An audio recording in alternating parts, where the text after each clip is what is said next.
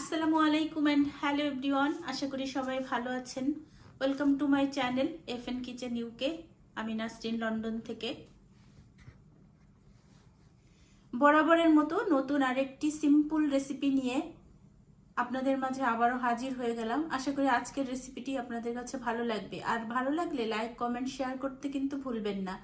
আর এতদিন ধরে যারা আমাকে সাবস্ক্রাইব করে পাশে আছেন তাদেরকে জানাই অনেক অনেক ধন্যবাদ। আর নতুন নতুন যারা জয়েন করতেছেন তাদেরকেও জানাই মন থেকে অনেক অনেক দোয়ার ভালোবাসা। তো চলুন রেসিপিটি দেখে নেই। তো আজকের এই সিম্পল রেসিপিটি যখন আমার আসলে মাছ মাংস খেতে খেতে আর ভালো লাগে না, মুখে রুচি থাকে না, তখনই আমি এই সিম্পল ইজি ভর্তাটা তৈরি করে নেই। তো সেটাই আজ কিভাবে বানাই আমি সেটাই আপনাদের সঙ্গে শেয়ার করি।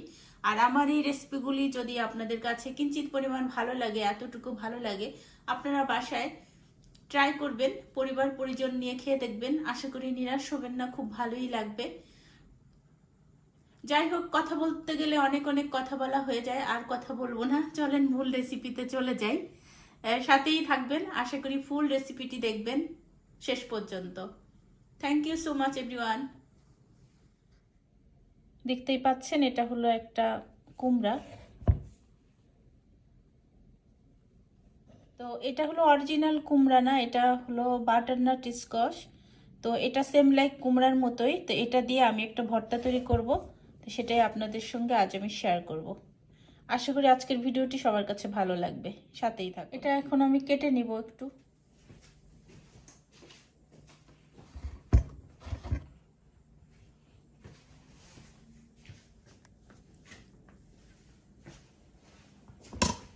তো এখন আমি কুমড়াটা একটু কেটে নিব।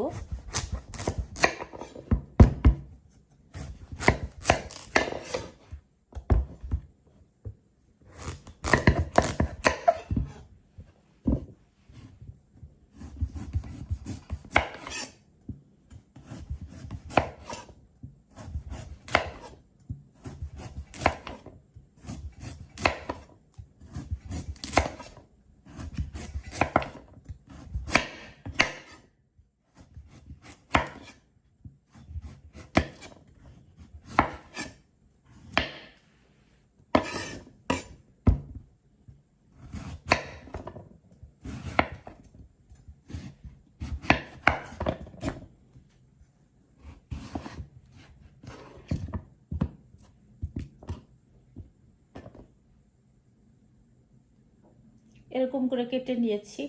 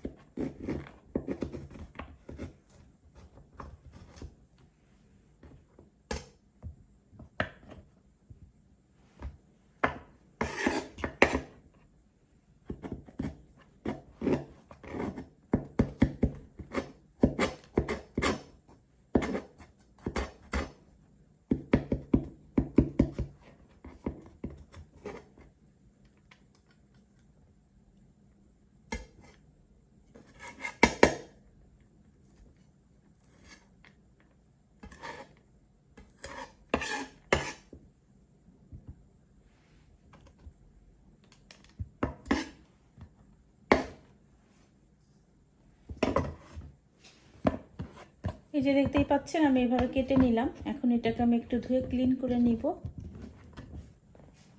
এটা খুবই সহজ আর খেতে কিন্তু খুব ভালোই লাগে গরম ভাতের সাথে। দেখতে থাকুন।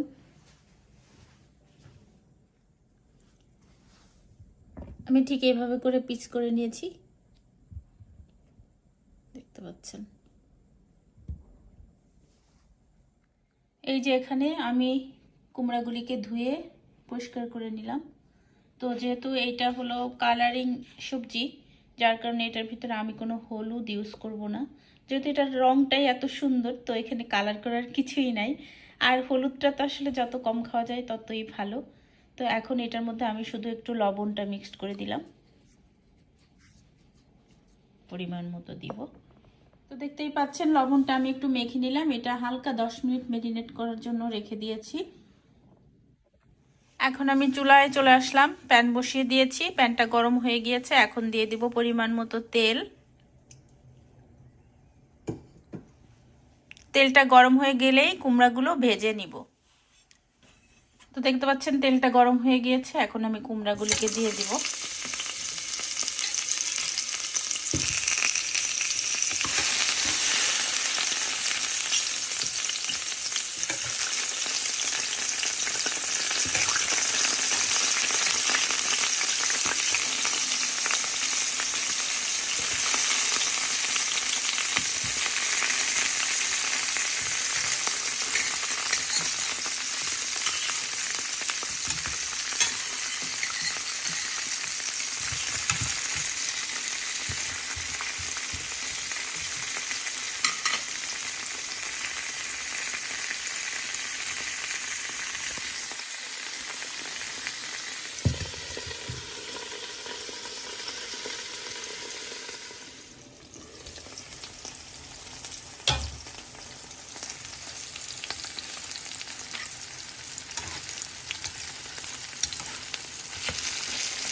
এখন একটু উল্টাই দিব।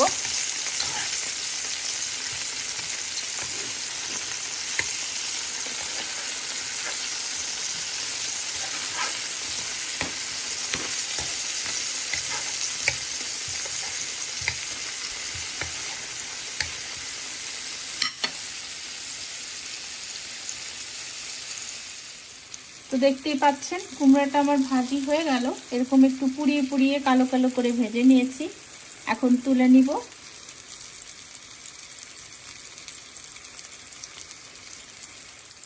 তো এই যে দেখতেই পাচ্ছেন এখানে আমি নিয়ে নিলাম হলো পেঁয়াজ কুচি করে কেটে নিয়েছি, শুকনা মরিচটা ভেজে নিয়েছি, তারপরে কুমড়াটা ভেজে নিয়েছি একটু কালো কালো করে, আর হলো সরিষার তেল নিয়েছি, ধনিয়া পাতা, লবণ পরিমাণ মতো। এখন আমি সবগুলো একসঙ্গে মাখিয়ে নিব। তো দেখতেই পাচ্ছেন আমার সবকিছু এখন রেডি হয়ে গিয়েছে। এখন আমি জাস্ট মেখে নিব আর কি। তো মরিচগুলো প্রথমে আমি মরিচগুলো একটু মেখে নিই। যেহেতু অল্প জিনিস, এত বেশি না, কারণ কুমড়াটা খুবই ছোট ছিল, তো অল্পই মরিচ দিলাম। এখানে 4-5টা মরিচ দিয়েছি, দেখতেই পাচ্ছেন। আর এটা খুবই সিম্পল একটা ভর্তা রেসিপি, কোনো ঝামেলা নাই, তেমন কিছুই নাই, কিন্তু খেতে খুবই মজা লাগে। মানে গরম ভাতের সাথে খুব বেশি মজা লাগে। তো লবণটা আমি যেহেতু ভাজার ভিতরে দিয়েছি, এখন আমি আর দেবো না, একটু পরে টেস্ট করে তারপরে দিয়ে দিব। দিয়ে দিলাম পরিমাণ মতো তেল। তেলটা পুরোটাই দিয়ে দিলাম, এখানে যতটুকু ছিল। এখানে প্রায় 1.5-2 টেবিল চামচ তেল ছিল আর কি, ওইটাই দিয়ে দিচ্ছি।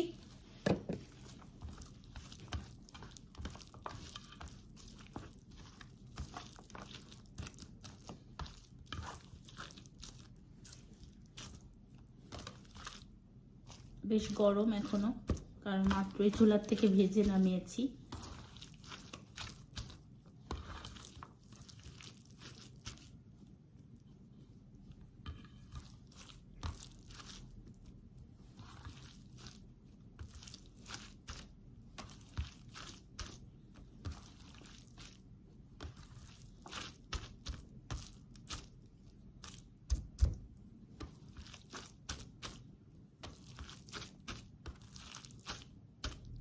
এটার ভিতরে কিন্তু আমি কোনো কালার কিছু দেইনি, আই মিন হলুদটা।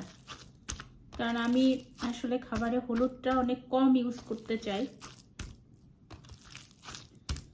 হলুদটা যত কম দেওয়া যাবে ততই ভালো। দেখতে সুন্দর লাগে হলুদ দিলে, বাট হলুদের রংটা মানে আসলে অ্যাভয়েড করি সব সময় আমি, ভালো লাগে না।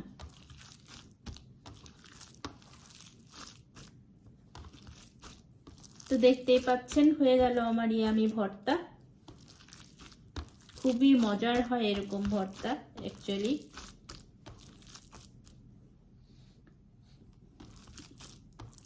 লবণটা আর দেওয়া লাগবে না, এক্সট্রা লবণ, কারণ আমি ভাজার ভিতরেই দিয়েছিলাম, জন্য আর দরকার নাই।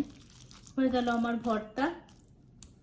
দেখুন কত সুন্দর দেখাচ্ছে, খেতেও দারুণ মজা হয়েছে।